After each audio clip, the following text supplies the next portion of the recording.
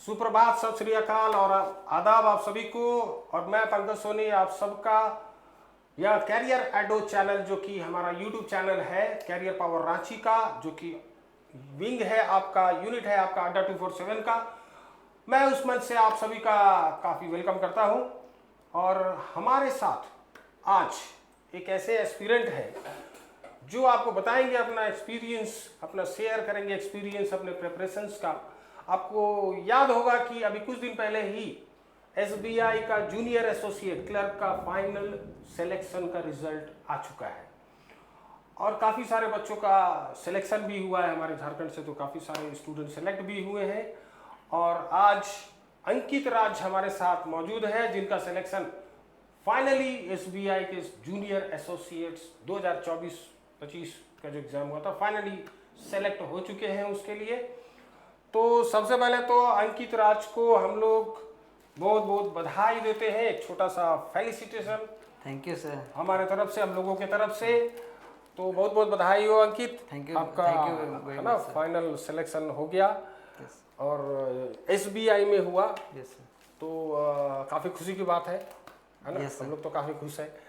Yes, और SBI में हुआ आपका सिलेक्शन, इसके पहले भी आपने काफ़ी एग्जाम्स दिए होंगे तो अभी चर्चा करेंगे अभी यस सर कि कैसे एक जब बैंकिंग की, अब गवर्नमेंट जॉब की अगर एक स्टूडेंट तैयारी करता है तो उसका जो जर्नी होता है, जो फेज़ होता है वो काफ़ी टॉपसी टर्वी होता है। हम लोग बोलते हैं ये एक रोलर कोस्टर राइड के जैसा है, उतार चढ़ाव से भरा हुआ रहता है। कभी उनको काफ़ी ज़्यादा इनपुट्स अच्छा मिलता है तो कभी उनका कॉन्फिडेंस काफ़ी बढ़िया मिलता है, कभी वो फ्रस्ट्रेट भी होते हैं। तो इन सब चीज़ों से पार पा कर के एक फाइनल सिलेक्शन मिलता है गवर्नमेंट जॉब की तरफ। वैकेंसीज कम रहते हैं, कैंडिडेट्स काफ़ी ज़्यादा रहते हैं, काफ़ी ह्यूज ट्रैफिक है, काफ़ी कम्पिटिटिव माहौल है, सबको गवर्नमेंट जॉब चाहिए, बैंकिंग का लेवल भी थोड़ा टफ है। उसमें से सेलेक्ट होकर के एसबीआई के लिए आना वाकई में अपने आप में एक काफ़ी महत्वपूर्ण पल है अंकित राज के लिए भी। तो काफ़ी बधाई आपको अंकित राज। अब कैसा अंकित महसूस कर रहे हैं आप? सब बहुत अच्छा लग रहा है एंड का 3 साल का जो मेहनत है वो फाइनली आउटपुट मिला उसका एंड एसबीआई में सेलेक्ट हुआ। सबसे पहले सर आपको ही फ़ोन किया था मैंने अंकित ने मुझे ही कॉल किया था। उसके बाद मैंने सिलेक्शन हो गया है। उसके बाद मैंने पापा को फ़ोन किया था। बिल्कुल तो बिल्कुल सही। घर में सभी खुश हैं एंड बहुत यही एक है कि मेहनत फाइनली आप सक्सेसफुल हुआ। हम लोग बोलते हैं कि जब भी प्रिपरेशंस की बात आती है तो Yes. दो पीस का काफ़ी इंपॉर्टेंस है। पहला पेशेंस, दूसरा परसीवरेंस। पेशेंस मतलब आपको थोड़ा है ना सहनशीलता दिखाना होगा। हो सकता है कि कुछ एग्जाम्स में ना हो, कभी पीटी में सिलेक्शन हो रहा है तो मेंस में नहीं हो रहा है, कुछ मार्क्स से हो सकता है डेसिमल मार्क्स से आप पीछे चले जा रहे हैं। तो ये सब काफ़ी आपको है ना पड़ाव मिलेगा जब आप एग्ज़ाम्स की, गवर्नमेंट एग्ज़ाम्स की तैयारी करने के लिए निकले हैं। ठीक है, अब उन सब से पार पा कर के है ना पिछले 3 साल से लगे हुए थे। यस है ना। अच्छा, अपने बारे में कुछ बताइए अंकित, क्या कैसे पढ़ाई किया आपने, है ना, कहाँ से पढ़ाई किया है? ओके यस तो मैं 10th मनन विद्या से पास आउट हूँ। उसके बाद 12th मैंने जैक बोर्ड से किया है चक्रधरपुर से। देन क्या स्पेशलाइजेशन रहा है इंटरमीडिएट में आपका? सर साइंस स्ट्रीम था, साइंस स्ट्रीम से किया था, पीसीएम था। अच्छा। देन आफ्टरवर्ड्स मैंने ग्रेजुएशन किया रांची कॉलेज से। मेरा बिजनेस एडमिनिस्ट्रेशन में मैंने किया था बीबीए किया था। Yes sir. उसके बाद मैं 2023 से बैंकिंग एग्ज़ाम्स की प्रिपरेशन कर रहा हूँ एंड 2023 में ही मैंने जनवरी में सीपी ज्वाइन किया था। अच्छा, आपने कैरियर पावर रांची ज्वाइन किया था? कैरियर पावर ज्वाइन किया। ओके। तो कब डिसाइड किया आपने कि बैंकिंग में जाना है? कहीं से कुछ मोटिवेशन मिला कि गवर्नमेंट एग्जाम्स में से मुझे बैंकिंग में जाना है? यस सर, आफ्टर ग्रेजुएशन मेरा एक साल मैं देख रहा था डिफरेंट गवर्नमेंट एग्ज़ाम्स देखा है कि कौन सा मेरे लिए ज़्यादा सूटेबल है, किस में मैं बेटर कर सकता हूँ। तो बैंकिंग मुझे काफ़ी सूटेबल लगा एंड वहीं से मैंने प्रिपरेशन स्टार्ट की एंड देन फाइनली मैंने ज्वाइन किया। तो 1 साल का मैं गैप हो गया था, बट उसके बाद मैंने फिर अपना प्रिपरेशन अच्छे से किया। जब तैयारी की बात आती है तो ग्रेजुएशन में ही अभी बच्चे डिसाइड कर लेते हैं कि उन्हें गवर्नमेंट जॉब में जाना है। तो गवर्नमेंट जॉब में हम लोग 2-3 वर्टिकल्स मानते हैं कि इम्पोर्टेंट होता है। एक तो बैंक का वर्टिकल होता है, दूसरा एसएससी का वर्टिकल है, एसएससी के साथ रेलवे का भी वर्टिकल है। दोनों के सिलेबस लगभग सेम है। बैंकिंग का लेवल थोड़ा अलग है, डिफ्रेंशिएट कर सकते हैं बाकियों से, एसएससी और रेलवे से। तो अंकित, आपने डिसाइड किया, आई थिंक ग्रेजुएशन जब कर रहे थे उस समय, या फिर ग्रेजुएशन कंप्लीट कर लिया था उसके बाद आपने डिसाइड किया कि बैंकिंग में जाना है? सर ग्रेजुएशन के बाद मैंने डिसाइड किया था। ग्रेजुएशन के बाद लगभग 6 महीने के बाद ही मैं डिसाइड किया। 6 था महीना आपने काफ़ी मतलब कि रिसर्च किया कि कौन सा सूटेबल होगा कैरियर का, है ना? यस सर, डिफरेंट मैंने एग्जाम्स दिए थे एंड उसमें बैंकिंग मुझे सबसे ज़्यादा सूट किया था। ओके। तो आप देखिए, क्या है कि आपको काफ़ी एक बार रिसर्च थॉरली करना पड़ता है कि गवर्नमेंट एग्ज़ाम में जाना है। तो गवर्नमेंट एग्ज़ाम में जाना है तो कौन सा सेगमेंट मुझे चूज़ करना है, उसमें किस तरह के क्वेश्चंस आते हैं, क्वेश्चंस का लेवल क्या है, पीटी का क्वेश्चंस का लेवल क्या है, मेंस का क्वेश्चंस का लेवल क्या है, कितने स्टेजेस है फाइनल सिलेक्शन तक पहुंचने के लिए। जब आप ये सारा, है ना, रिसर्च करते हैं, तब आपको एग्जैक्ट इन्फॉर्मेशन मिलता है कि हाँ, मुझे एक सेट डायरेक्शन इसमें जाना है, गवर्नमेंट जॉब की तैयारी करनी है तो या तो बैंक में जाना है, या एसएससी में जाना है, रेलवे में, ये सब सेगमेंट में जाना है। तो अंकित ने डिसाइड किया ग्रेजुएशन के बाद, कुछ महीने उन्होंने रिसर्च किए कि इनके लिए कौन सा, है ना, कैरियर का ऑप्शन सूटेबल होगा, और उसके बाद बैंकिंग के लिए इन्होंने डिसाइड किया और प्रिपरेशंस में लगे। तो अपने माता पिता के बारे में भी कुछ बताइए, क्योंकि पेरेंट्स का भी एक अपना रोल होता है। Yes sir. और उनका रोल काफ़ी क्रूशियल होता है। वो बच्चों को प्रोत्साहित भी करते हैं। बच्चे बहुत बार, है ना, पहला स्टेज क्लियर किया, मेंस में कभी नहीं हुआ, कभी मैंने जैसा बताया डेसिमल मार्क्स से, कुछ मार्क्स से पीछे चले गए। तो ये सब जब स्टेजेस आता है एक स्टूडेंट्स के लाइफ में, तो इसमें पेरेंट्स का काफ़ी रोल अहम हो जाता है। Yes sir. वो आपको काफ़ी प्रोत्साहित करेंगे, है ना? तो अपने माता पिता के बारे में भी कुछ बताइए, है ना, कि उनसे कैसे आपको, है ना, इनपुट्स मिला। ठीक है सर, मेरे फादर झारखंड स्टेट गवर्नमेंट में है, एनसीसी डिपार्टमेंट में यूडीसी पोजीशन पे हैं, एंड मेरी मदर हाउसवाइफ हैं।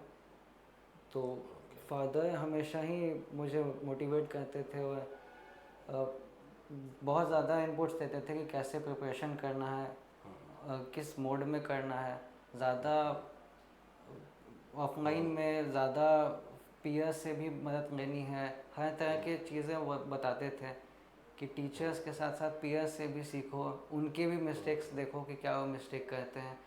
तो गार्जियन का बहुत ज़्यादा सपोर्ट रहा, मेरी सिस्टर्स का भी बहुत सपोर्ट रहा। वो हमेशा मुझे मोटिवेट करते थे कि अपना एग्ज़ाम को अच्छे से करो, अगर कहीं मैं वीक पड़ता था तो उसमें भी काफ़ी सपोर्ट मिलता था। अपने आप लोग कितने भाई बहन हैं? सर मेरी 3 भाई बहन हैं, 2 सिस्टर्स हैं। 2 सिस्टर्स हैं। तो आप सबसे बड़े हैं या फिर मैं सबसे छोटा हूँ सर। अच्छा, आप सबसे छोटे हैं। Yes sir. बहुत अच्छा। तो सभी आपसे बड़े हैं? यस सर, दोनों मेरी सिस्टर्स आपसे बड़े हैं, है ना? तो उनका भी काफ़ी प्रोत्साहन आपको मिलता रहा है? Yes sir, time to time बहुत सपोर्ट काफ़ी मिलता रहा है। अच्छा, ये काफ़ी बड़ी, है ना, अच्छी बात है कि पेरेंट्स हैं, सिबलिंग्स हैं, इन सभी का सपोर्ट अगर आपको मिलता है, और वो भी उस समय मिलता है जब एक आप, है ना, एक ऐसे लेवल से गुजर रहे हैं जहाँ पे आपका सिलेक्शन थोड़े थोड़े मार्क्स के लिए छूट रहा है। कभी कभी आप फ्रस्ट्रेट भी हो जाते हैं, फ्रस्ट्रेशन का लिमिट भी बढ़ जाता है। लेकिन जैसा मैंने बोला, पेशेंस और परसीवरेंस काफ़ी इम्पॉर्टेंट है। पेशेंस का मतलब तो सहनशीलता आपको रखनी पड़ेगी। जब आप लगे हुए हैं एग्ज़ाम के लिए, आप सेट डायरेक्शन में हैं, सही डायरेक्शन में है, तो आपको सफलता जरूर मिलेगी। दूसरा, परसीवरेंस का मतलब होता है कंटिन्यूड एफर्ट। लगातार आपको कोशिश करनी पड़ेगी, आपको हिम्मत नहीं हारना होगा। अंकित ने 3 साल पहले डिसाइड किया था कि उन्हें तैयारी करनी है। काफ़ी बार इनको फ्रस्ट्रेशन भी फील हुआ होगा। कभी ऐसा स्टेज आया अंकित लाइफ में जब आप थोड़ा फ्रस्ट्रेट भी हो गए थे? Yes sir. सर ऐसा प्रिपरेशन में तो अप डाउन्स आते हैं एंड मुझे कई बार हुआ था।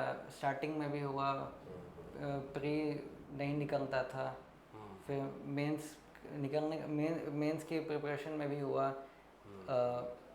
जब मैं 2-3 नंबर से रह जाता था तो भी हुआ। तो वही गिव अप नहीं करना है, वो वाला एटीट्यूड रखने से ही आप आगे बढ़ पाते हैं।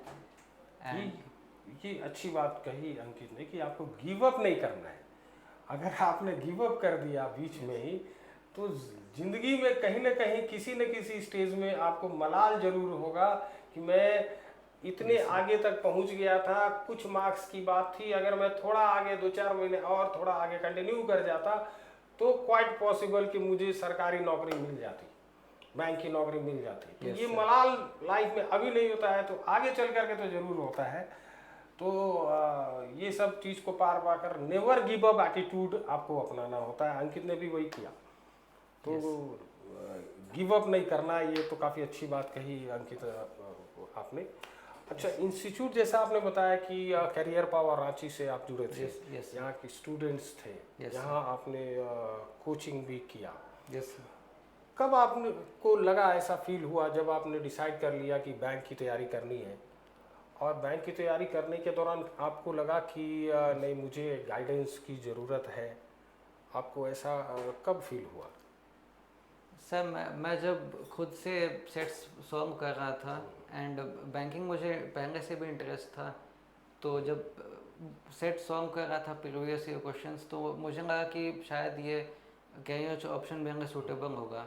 वहाँ से मैंने फिर मुझे याद है कि मेरी सिस्टर का मैरिज था, उसके बाद मैंने 2023 में मैंने ज्वाइन किया था, जनवरी में ज्वाइन किया। यस सर, जनवरी में मैंने बैच ज्वाइन किया। तो आपको कितना समय लगा फाइनल सिलेक्शन में?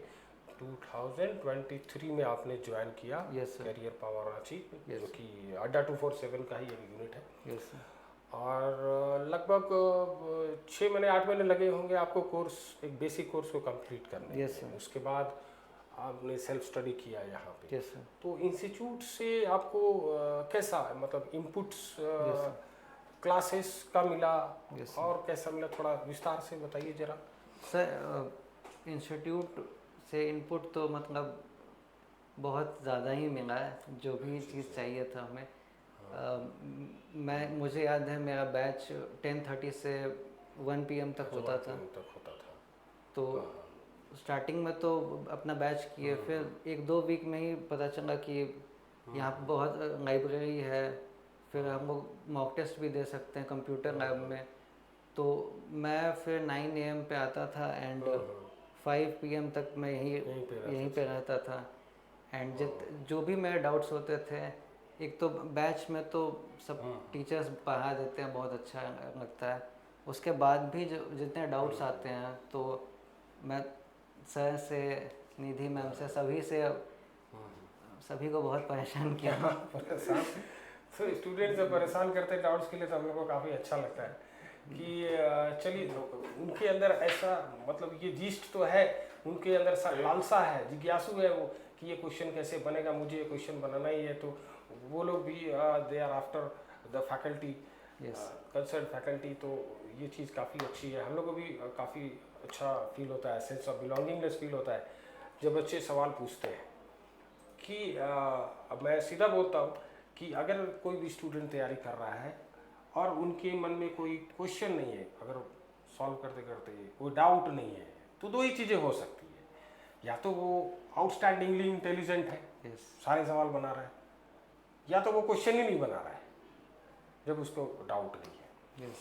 तो अंकित काफ़ी इसमें तो काफ़ी आगे रहते थे, वो क्वेश्चंस काफ़ी सॉल्व करते थे जहाँ तक हम लोगों को मालूम है। और काफ़ी सारे डाउट्स लेकर के भी आते थे, मैथ्स, रीजनिंग, है ना, इंग्लिश, सभी में डाउट रहते थे। हाँ। और अंकित और कोई इनपुट्स मिला आपको? सर हर तरह का गाइडेंस जो था वो अवेलेबल था। जैसे कभी भी डाउट्स आते थे तो टीचर्स तो बता ही देते थे।